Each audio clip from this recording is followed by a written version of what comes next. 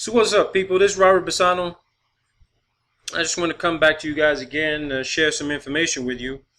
I got to talking with Alice again, and Alice says, "Hey, you want to take another trip down the rabbit hole? I want to show you something else."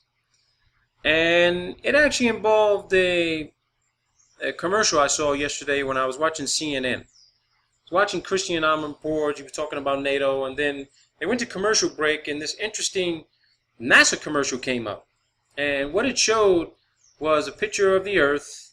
You know, it was a cartoon animation. And then they showed a picture of this cartoon animation of the sun. And then it started showing all kinds of information about the Earth and the size of it and the shape. Of course, they showed a globe, and then they showed the sun. And then it went on to show how many Earths can fit into the sun, what's the distance of the sun from the Earth. And then the video started to progress, and it showed a comparison of how you could develop a perceptual understanding of how big the sun was compared to the Earth.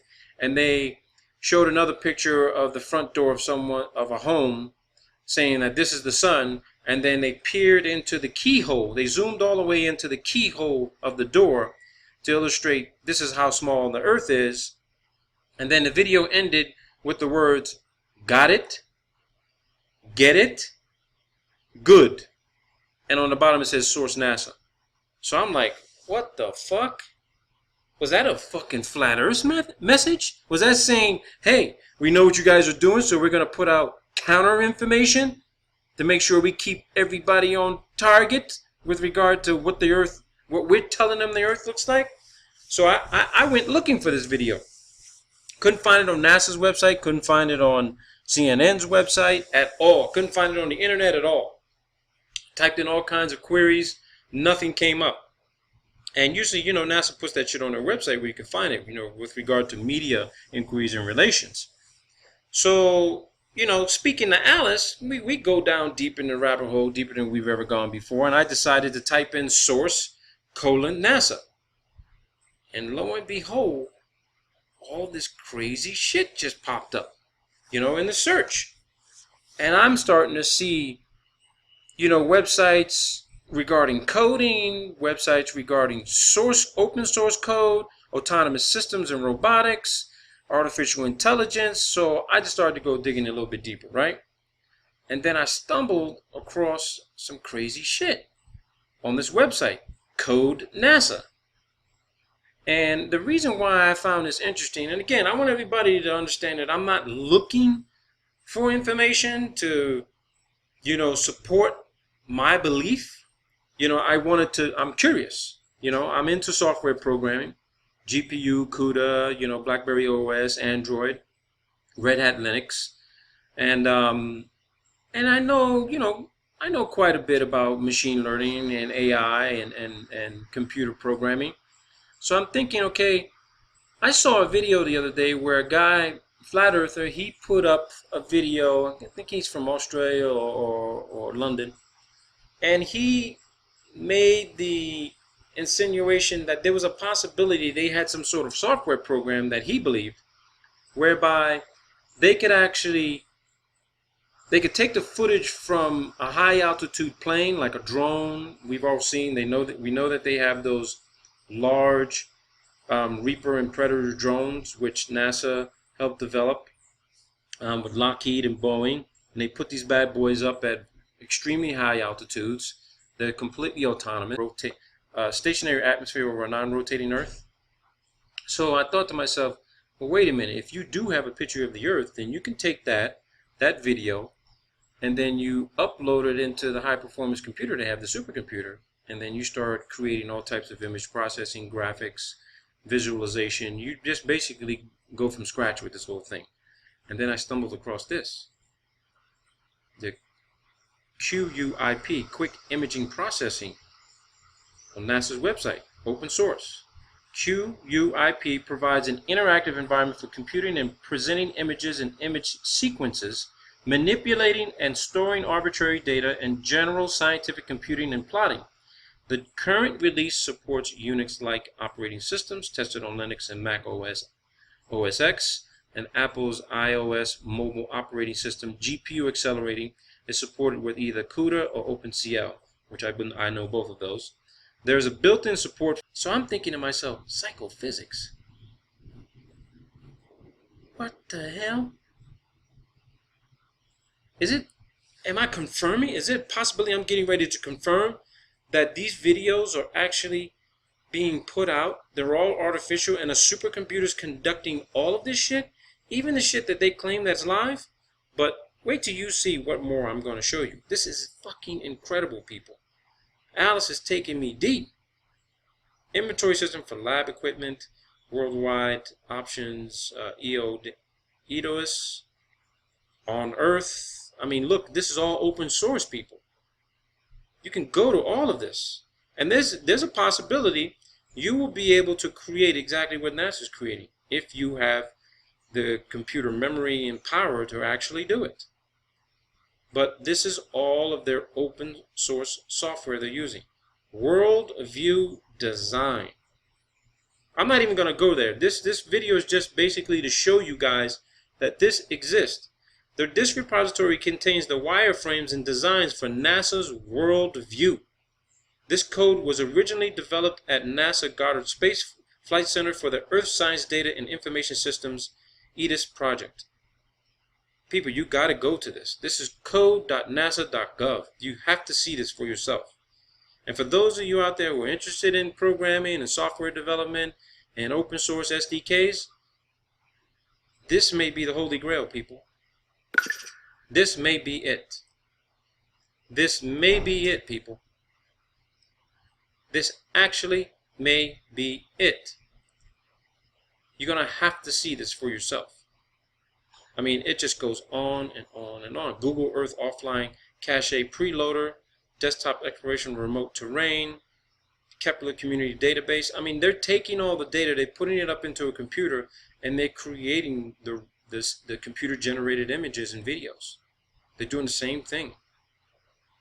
IPv6 socket manipulation for Python. Wow.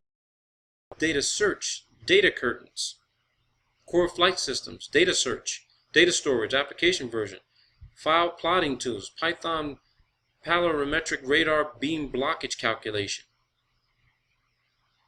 I mean, you know, to give them a little bit of defense, I'm going to say that yes, they're using this to create simulations so they know what aircrafts are going to do, what space vehicles are going to do when they're in a specific environment. But if you couldn't really do this, but you could think of it and you can create it on a computer, that means you can make it look like it's fucking real. Because when you go all the way back up to the coding, psychophysics. Do we really even search to see what that is, people? Do we really want to see what psychophysics is?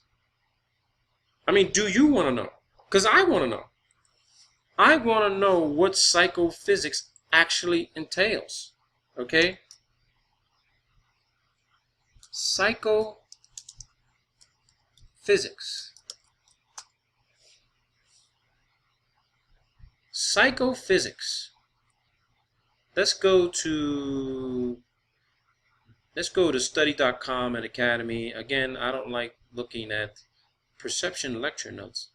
I don't like looking at Wikipedia. That's for people who are just lazy. So psychophysics. Have you ever wondered what happens when you eat a juicy watermelon? How does the grainy texture of that pink fruit get translated into the sensation of sweet or okay, let's get going. Method of limitation. Limits. To measure obsolete threshold with the methods of limits, a researcher would present the stimulus in either a sentence. Okay, this is just basically, we want to keep it simple, right, people? Okay, let's keep it simple. Psychophysics is the scientific study of the relationship between stimuli, specific in physical terms, and the sensations and perceptions evoked by these stimuli. The term psychophysics is used to denote both the substantive study of stimulus-response relationships and the methodologies used for this study. Okay? That's psychophysics. So let's go back to where we were. So again, you guys see all of this. We're not going to go over all of it because this would be literally like a 4 or 5 hour video. But I wanted to show you this to illustrate there is a potential possibility all of this shit that you're seeing on video that you see the NASA does. I'm not saying that the rocket launches are not real, but what I am saying is this, is a lot of these launches that may be taking place at nighttime where there's nobody around to see them, or they're not being publicized that they're happening, they could be computer generated images and fake launches. A lot of the launches that are taking place in front of the eyes of thousands of people who are standing around to see the launches, those are real. Those are real launches. Or they could be fake launches. Who knows? You know, I'm not going to say that they are fake launches, but can't take out the possibility that all kinds of crazy ass noise that could be created to simulate what it sounds like to hear a rocket actually fire off, because they actually can create these same sounds when they're doing rocket testing. If you've ever seen the videos where they're doing rocket testing, they actually have the engine, they're firing it off to see what the capabilities are, how the rocket's performing, what the engine sounds like, and they're recording all these sounds. So when you see what you believe to be the space shuttle or some rocket a few miles away from you, and you see the launch taking place, but there's all these type of other vehicles and apparatuses around the launch site projecting sorts of images and light, who's to say that that's not a holograph you're seeing, and the sound that you're hearing is not actually coming from a real vehicle being launched, but it's a sound being projected with very advanced speaker systems and sound systems that can project that type of sound and noise and that vibration. Okay? These things are possible, people. If you don't think that they're possible and you've been to an actual launch and you say, yes, that was a rocket being launched, hey, I'm not going to argue with you on that. But what's happening when you're not there watching the launch? You know, you might say, yeah, you talk to friends and this happened, but I need you to take this into consideration, because psychophysics, image processing, graphics, you can, if Hollywood can do this, NASA can do it. Okay? Because that's who they learned it from. Thank you, Stanley Kubrick. So, we go over to the software catalog. They have actually a technology transfer program, software catalog for 2015, 2016. You can sign up, use your email, create an account, and basically you can download the catalog. I've already downloaded and put it into my secure cloud, so anybody want to know who it is, you can just say, this is a U.S. government system, is authorized for use only. I actually signed up and I actually got the fucking document, to be perfectly honest with you. So I actually have an account. So, no, I don't work for the fucking government. So, another thing I wanted to show you guys was this, the NASA Whirlwind. Okay, this is an open source platform, cross-platform, completely free. You can download this. And I was in the process of downloading it, and I'm going to do that right now. Okay, I'm going to accept. And it's going to give me the Whirlwind Java SDK 2.0. I'm going to download it and put it inside my folder and just let it go through its thing. We're going to see what that is later. I need to play around with it, see what it actually really is. You guys can go to NASA Whirlwind, download it yourself, play around with it. Maybe we can share some notes, but it's 98.8 megabytes, so it's going to take a while. But let's keep going here. So, I found this paper, Aerospace Research Central. Now you have to pay to get this, so I'm going to have to log into my university later and use my university account to actually access this document. But here's the interesting thing about the title.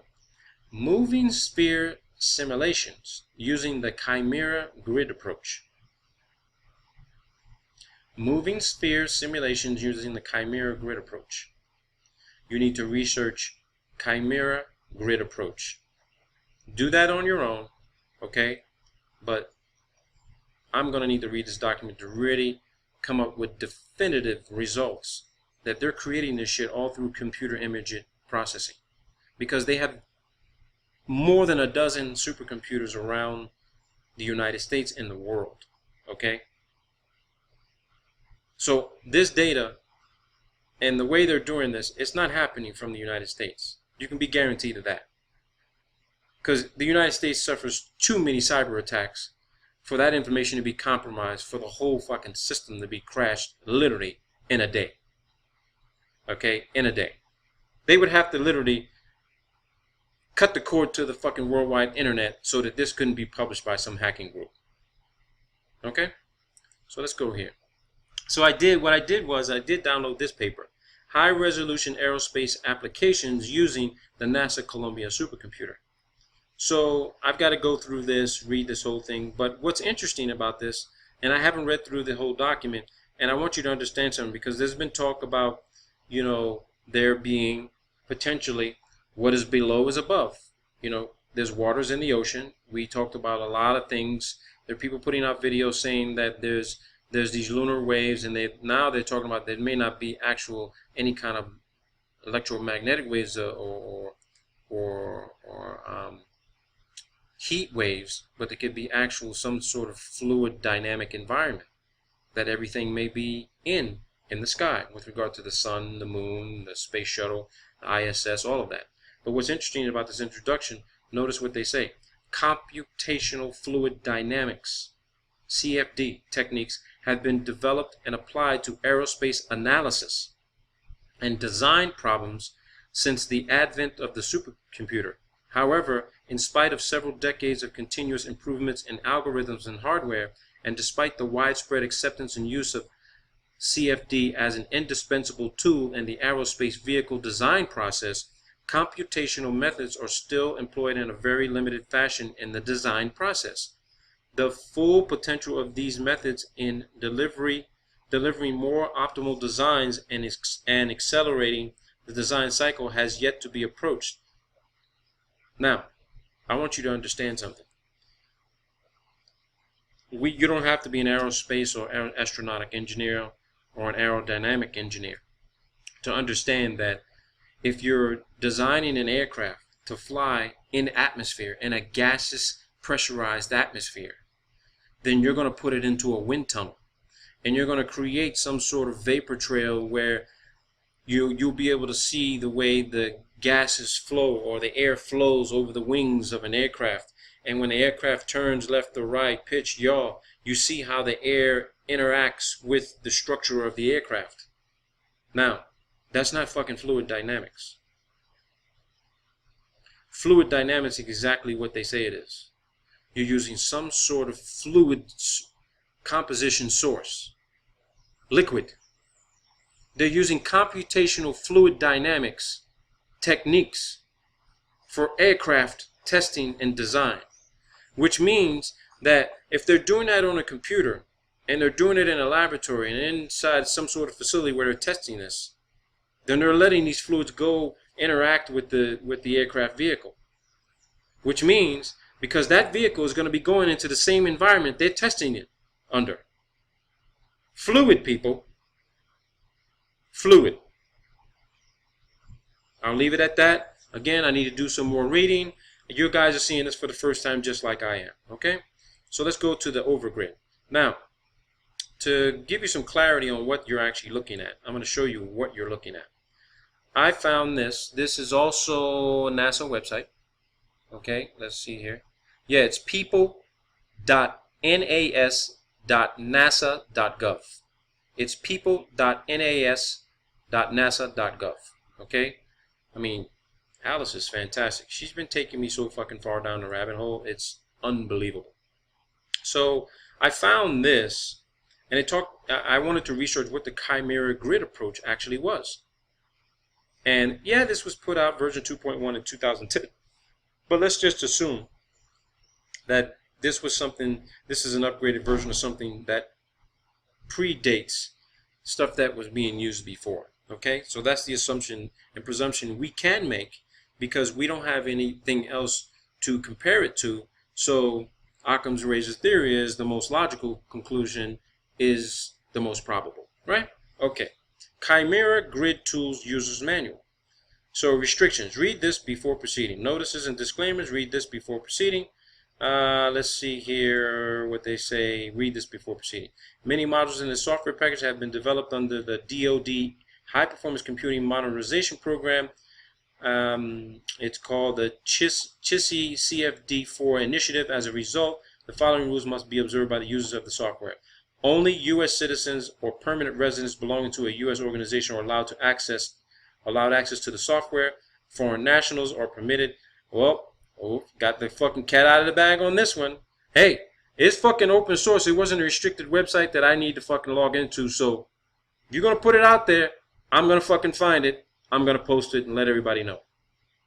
U.S. citizens, this is fucking crazy. U.S. citizens or permanent residents who would like to use the software must sign a software usage agreement form. In the past, a group leader, branch chief can sign for the group. The current rules require a signature from everyone who has access to the software, including indicating that they understand restrictions imposed on the software. Source code must reside on secure facilities, password protection at a minimum, and be readable only by individuals that have fully executed a software user agreement. Software is not allowed to leave the organization. Well, that's too fucking bad because I already fucking got it. Whoop the fucking do. So, I'm not saying I have the software, but here you go. Here goes the contents, bugs, search for keywords, references. Well, here's the software request procedure. But let me get to the point here. You see all of this, how they can create the space shuttle. They create everything that they need to create. You know, testing advanced aircraft. They see what happens to the aircraft. You know, flight dynamics. You know, just everything you could possibly imagine when it comes to aerodynamics and aerospace engineering. And what interests me was this, the overgrid, right? Here's the overgrid. So, what I discovered going to this overgrid version 2.3 is this software program, overgrid graphics window. Again, I'm not trying to claim that this is what they're using to create the computer-generated images. I'm not saying that the space shuttle never went up into space, which is not as far as we generally think it is. All right, people think the space is a vacuum and all this other jazz. It's not. No one goes into a vacuum. I'm sorry to disappoint you. That includes you, Globers. But when you look at the main menu for this overgrid version 2.3, you look at all the grid tools you can put, you color code them, which means that this software program, let's just say they needed to simulate this vehicle going into space, or they needed to create the background that this has launched, and the lighting has to be a specific way. Because here's what I think is happening, and this is just me being hypothetical and theoretical on this. If I wanted to create a video to show that I launched my own space shuttle from my backyard, and I had access to the daily real-time atmospheric data that every news weather station has access to, right, from NASA. And I want you to understand, the news that you watch on television, the weather that they're forecasting, they're getting all of that data from NASA. They don't have their own Doppler systems. They can't pay for this. They can't set these things up. They get them from the main sister station, and that sister station is got an account with NASA, just like a bank. And they're getting all their data from NASA. So if I wanted to create this and I have this software, all I have to do is input. All I have to do is input all of the atmospheric data into the software program, because remember, it's open source. Okay? It's open source. And then when you combine the two programs, you end up with the automated configurations or custom configurations, so that the video or the simulation that's being conducted, the specific type of light and reflections will be visible on the vehicle themselves as you believe it's being launched and going up into the sky. And then when it gets to the darkness of space above 328,000 feet, then things start to change and start to look a little bit funny. Okay? But when you look at debris tracing, solution, hybrid grid, components, you look at this program. Again, I haven't downloaded this yet, so I haven't played around with it to know exactly how it actually works. But from looking at this template, I can tell you here right now, I've actually seen a template like this in a aerospace systems engineering software program created for a private drone maker I know of, and he has something similar to this. It's not identical, but it's used for him. It's used so he could design drones to do certain things, to fly, have certain capabilities, and they factor in all of this. Okay, they factor in all of this, and when you look at the bottom of this template, you start seeing some things. Okay, and again, if you're not a software designer, programmer, or coder, and even if you are a programmer, coder, you don't have to be. But when you look at some of the selections that are given here with regard to axes, rotation centers, you have to punch in all of these codes. You look at, who knows what the rest of this does. But I mean, you're designing the aircraft for real-time situations, right? You have to program it in as though it's flying through the air. But in this particular case, they're using computational fluid dynamics. If you're not sure of what that is, just go to nvidia.com and they'll show you video illustrations of what their computational fluid dynamics capabilities are with graphic processing units, because this is used with GPUs. Everything's all visual. And if you know that everything they produce, NASA has to produce, is all based on graphic processing units, then that gives you the answer right there. That everything is based on visual frame of reference, recreation, and simulation of a visual environment, hence the term psychophysics. Stimuli, giving you specific images, specific things that they've already pre-programmed in you to identify as that has to be real. No, that has to be fake. And the difference between flat earthers and globals is that flat earthers are really way outside the box thinkers and highly intelligent people. I'm going to say that in a general sense, but somehow some people have slipped through the cracks and I don't know. They're outside the box, but they're not too far outside the box.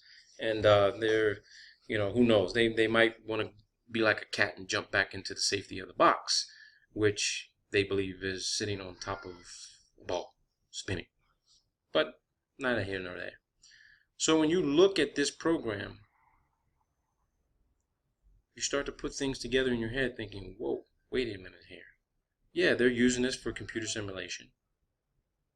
But this data is also being applied to real time. That's how they get accurate at what they do. Whatever it is they're doing, however the way they're doing it. 3D, OpenGL provides 3D graphics display. We can only see things in 3D or 2D, right? So when you look at all of this, you should start asking yourself, is this how they're doing it? And I believe this is how they're doing it. If we're going to stick to our claim that they're faking it, then here goes the proof that they're faking it. Because this is highly complex. They don't expect us to go looking for this. They don't expect us to find this. They don't expect us to have people within the ranks who can locate this, identify it, disseminate it, decipher it, and put it to use. They don't expect it at all. You see it for yourself. There it is. Plain as day. So, I provided you with enough information to go do some searching. Start looking for yourself. Oops, sorry about that. people.nas.nasa.gov. That's the name of the website. Okay? What else did I wanted to show you? This is the paper that I showed you. We already looked at that. I showed you the NASA World Wind. I'll have that posted up for you so you can check it out. I might not. You guys just going to have to do some homework on this. And I've already downloaded the World Wind, so I'm going to check that out. But there'll be some more videos after this so I can tell you what it is I'm discovering. What do we got? Oh, this is what I wanted to show you. This is the last thing I wanted to show you. This is, what is this website? This website is software.nasa.gov. Okay? There's a technology transfer program I told you about. Listen, NASA has this program. NSA has this program. Department of Energy has this program. DARPA has this program. They all have it. The technology transfer program is basically tech that, they've already declassified. It's out there, and now they want to see what people like us can do with it to create something more advanced than what they have. Okay, that's why they put this out there. All right, it's not some sort of propaganda or counter intel to really fuck up your computers and fuck your life up and create something that's going to kill a lot of people. They really don't know what they're doing, and they need help. Okay, they really do. They really need the help. Okay, we know that they're not bright people working for that organization. It's impossible. They may have masters and PhDs, but they're not the shiniest apples in the basket, people, because they're in the basket. We're outside the basket. So here you go. I wanted you to see this. General Fluid System Simulations Programs, 6.0. So what I want to do is this. You see how they're using general fluid system. So when we talk about computational fluid dynamics, what does that look like to you? Does it look like some sort of air or air, colored air, gas? No, it's not. It's liquid. Liquid fuel phase changes. Okay? They're using this same system to test the aerodynamics of aircraft, which means that they're going into the same environment that they're being tested in. And here we go. Look at this. I can actually request this bad boy, and I'm going to do just that. I am going to do just that. So let's see what we can do here. Let's do it. Let's do it together. I got to create an account. So I'm going to create an account, and I'm going to request this, and then I'll get back to you guys, okay? Other than that, it's been fun. You've got a lot of things to look into. Hopefully you were exposed to something you've never seen before.